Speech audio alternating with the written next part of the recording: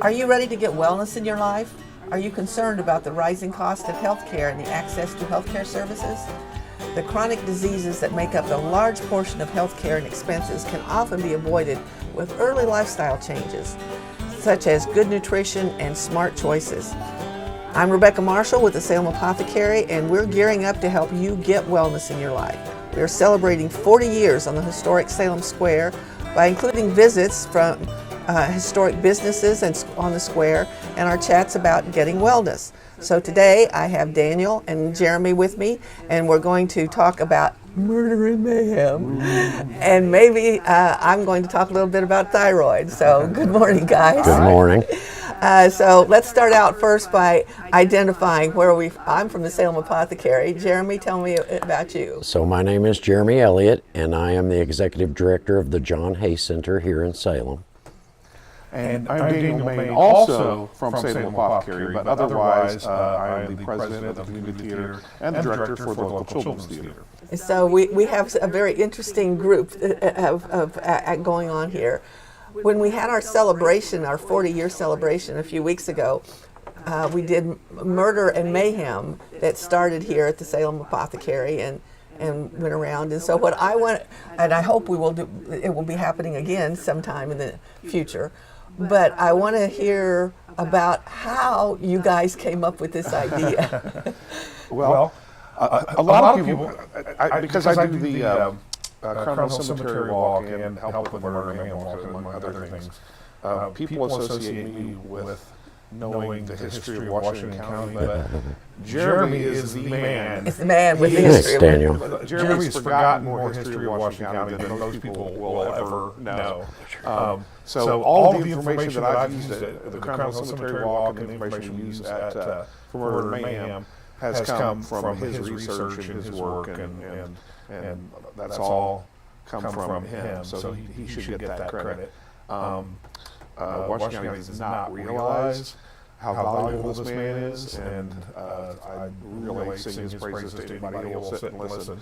But Murder and Mayhem actually was his idea originally. He came to me about it. And That's true. It was my idea. However, Daniel kind of spurred that whole idea along, because when Daniel came to me about the thought of giving tours of the cemetery, we worked through that process, and he worked out the tour up there, and it was so successful that one day Daniel called me and he said, Jeremy, what else could we do? What else could we do to bring out the history of our town and our county to the citizens? And I said, well, we could give tours for years from all the history that we have here. So the very first idea that I had, and I told Daniel, was a murder tour of the square. And when I started thinking about it, I thought, well, besides the murders on the square, there's also been a lot of crazy accidents and things on the square. Yeah. So we kind of came up with the Murder and Mayhem idea. A lot of them took place a long time ago. Yes, ma'am. Did Salem have a reputation for being a bad place to be back in the day? Yes, ma'am. We did. We had a horrible reputation. Maybe still do. Well, there's that question might come up too. That might be. We had a horrible reputation, particularly in the 1800s. It was not uncommon for the Louisville newspapers to basically warn their citizens not to come to Salem, Indiana, because it was so rough and tumble, and it was wild. It was the Wild West. At one time, it literally was just like the Wild West. You know, there are those of us who like to remember why it says the Athens of the West on sure, that one yes, building. ma'am. That there were a lot of. It was Salem was a place where there were a lot of schools and educational things. Absolutely. But there was this other side. Yes, ma'am, there was. There was the good side and the dark side. Well, if you think about it, I mean, we do Murder and Mayhem on the Square, which consists of about a dozen stories as we take you around separate locations. That's just on the square. we're not talking about Washington County as a whole. We're talking about things that Just on the happened square. So, Right. yeah, we were pretty, as Jeremy said, pretty rough and tumble place back in the day. Right, and we do have 211 years to work with. The square's been here since 1814, so there's been a lot of incidents that have occurred on the square, and because there are so many families that are descended from our pioneers that came here originally, we tend to stay away from stories that are 50 years or younger, out of respect for the families that still live here. So most of our stories are older stories because of that reason. There are other things that have happened in the past 50 years around the square, but we try to stay away from those. But at the same time, what I see too is there are maybe families have changed a little bit, but names of families are. I mean, there are names that have been in the history of Washington County for years. Absolutely. Yeah, and maybe the perpetrators are getting a little further away, but the names might. But the names are still here. around. Yes, ma'am. Yes, ma'am. That's true. That's certainly true. So, what not so much the stories that you've told, but what kind of talk about the reactions you get from the people you're telling them to. Oh, yeah. Like, is that true? There's a lot of that, and a lot of it. At the end of the cemetery walk or at the end of this tour, people will say, "I had no idea Yes. that we had that this was that kind of place. We had that kind of history. These events took place. It kind of blows their mind." That is the most common response. Yeah. Is that they can't believe it. They can't get over it. One of the firemen, Ron Wilcox, was on one of my tours when we first started doing this, and at the end of it, he said, "Jeremy, what happened to Salem? It used to be so exciting." I said, "I'm not sure that's the kind of excitement that you want in your life, Ron." Oh my goodness. Well, do you see that? See that there's a lot of stories you haven't told yet? Have you got a whole arsenal waiting for the Well, next group? our discussions have been, okay, we've done a lot of stuff around the square, at the cemetery.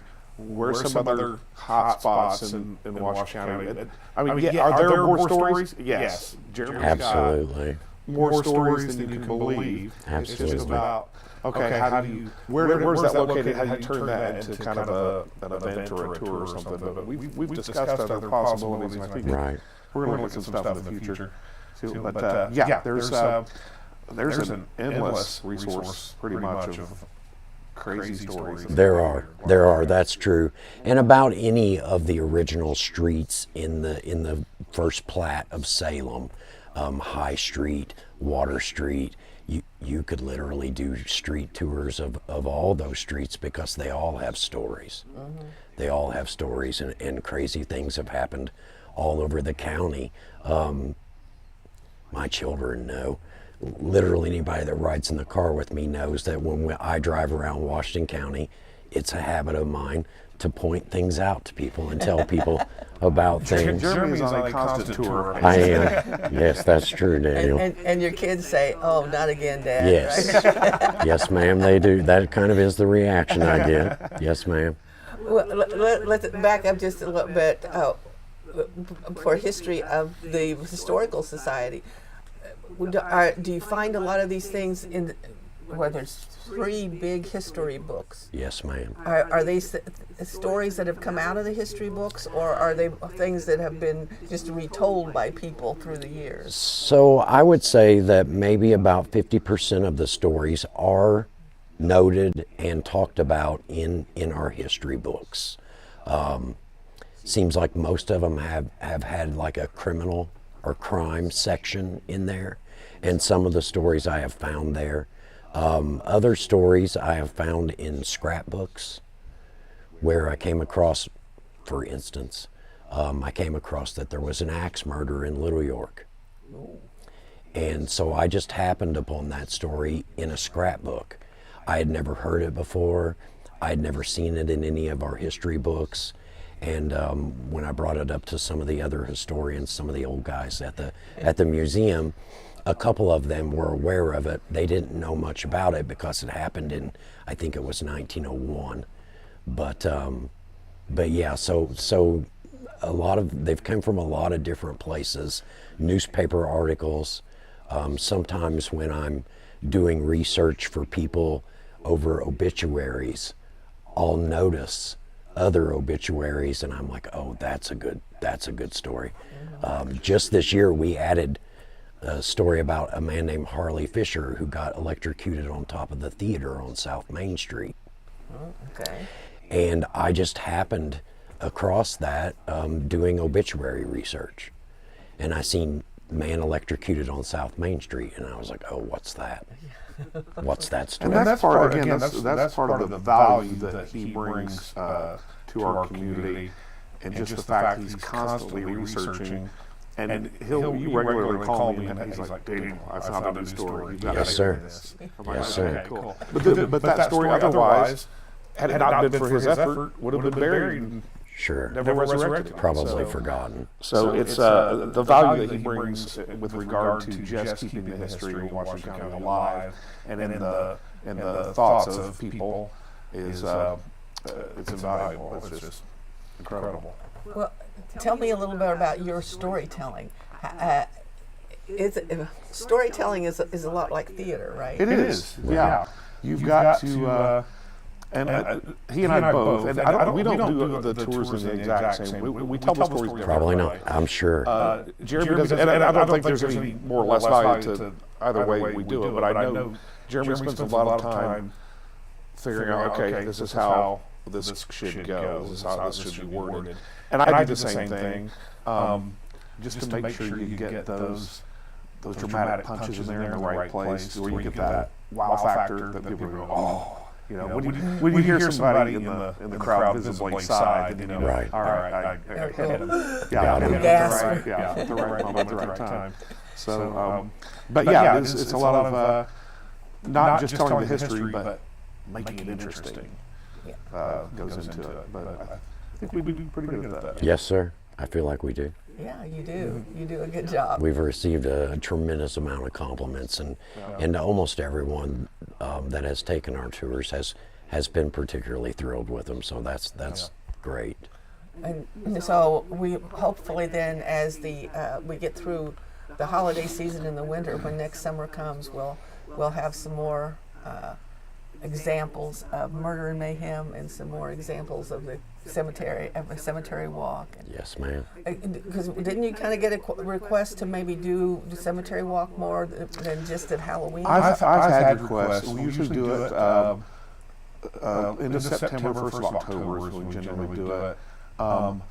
It's as far as the cemetery walk goes, of course, that's where we have actors portraying all the characters. And the organization part of that is a lot more than the Murder and Mayhem. Murder and Mayhem just takes a couple of us walking around the square. That I have to get a whole slew of people together. To do it more than once a year is really that's an daunting. Yeah. Okay. Well, so what then is the next thing in the Historical Society?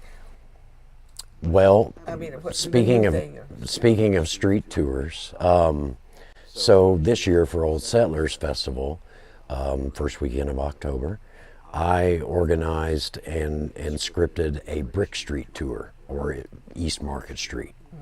And they've now decided that they want to add that to our regular tours at the museum.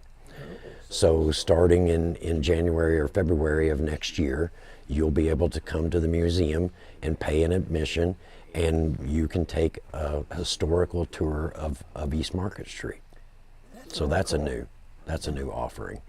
And so that's a walking tour. So It is, yes, ma'am. It is a walking tour. you need to be able to navigate The sidewalks, yes, the hill ma'am. on Market Street. So I actually don't go down the hill. Oh, okay. I go right to Hayes Avenue and cut across, and then we come back up the street. So I try to avoid the hill. It's dangerous. Well, And and it's for some of us, it might be a little bit Yes, ma'am. difficult to navigate that hill. it's difficult for me and my dog to walk up that hill. So I believe you about that. Yeah, and that's one of the reasons why I did avoid the hill. But you got a lot of other streets in Salem that you could. We could. We could. Yes, add some more of ma'am. that kind of stuff. We could do South Main, North Water, South Water. There's so many. Okay. There's so many that we could do. And people think that Salem is just a quiet, A boring. water place. Boring is what I hear. Boring, but it's definitely not. It's anything but. And there's so much history. Obviously, we're not taught local history. So unless you're a history lover, you don't really know how much history our county and our town has. So it's not surprising that people are unaware, but I certainly encourage people to become aware. I mean, I saw a post on Facebook just this week of someone in Salem who said, I just learned that the reason that building up there says Athens of the West is yes, because there ma'am. used to be all these colleges and Educators. educators Yes, here. And ma'am. you're going, how can you have lived in Salem for any Right. period of time And not knowing what that means? Yes, but ma'am. But Yes, ma'am. I had recently explained that to my mother, Rebecca. My mother, who was born in Salem in 1948 and lived her entire life here. And I asked her if she knew what that sign on the back of Mr. T's building meant. And she said, I have no idea. Yeah. And I said, oh, wow. Wow. Oh, wow. It's unfortunate. But so Salem has a great history, not only of education, but of some maybe not so pleasant things. Sure. But it's important to know the history, whichever. Yes, side ma'am. of the Yes, line. ma'am. Absolutely. Okay, well, I haven't been able to come across a real reason to start talking about health and wellness when we're talking about murder and Murder mayhem. man. But my contribution to today's podcast was to be about thyroid. I guess I can tie it into history in the sense that thyroid problems are a history. It's a history in my family. And so that maybe is one of the reasons why I've always paid more attention to the information about thyroid. But right now, there's a lot more out there even about thyroid. And so I'm seeing more and more people who have thyroid issues. And a lot of times when I was talking to people about hormonal issues, we might get the estrogen, progesterone, testosterone worked out, but then the thyroid was the problem. And now the problem is that the main product that has been used for a long time, called levothyroxine, is now being kind of looked at as maybe not the only answer. And so thyroid is out there for a lot of people to take, and it's not always being helpful. If you are a person, and it does sometimes tend to kind of run in families that has a thyroid issue, there are lots of things that we can talk about now in the way of health and wellness that have to do with thyroid. Certainly prescription medication is one thing, but there are a lot of other things that we can talk about.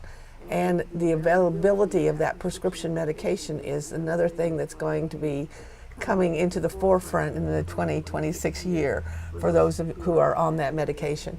So I would encourage you to talk with your doctor or come in and talk to me at the Salem Apothecary about thyroid issues, because so many of us really need some help with our thyroids. I'm working on trying to get people more aware of things that you can do that don't require a prescription that can help not only your thyroid but your other hormonal issues. So that's where my Rebecca Recommends product comes in. Stop by the Salem Apothecary sometime and talk to me about Rebecca Recommends. Thank you, Daniel, and thank you, Jeremy, for being here. Thyroid and therapy on Salem Square. That's Right. That's our next tour. That's the next tour. That's right. We can tie thyroid into every bit of it. Sure we can. And look forward to next year when we get another Murder and Mayhem that we can Yes, hear ma'am. about. We'll be back. We'll be back. Thank you for joining us. Thank you.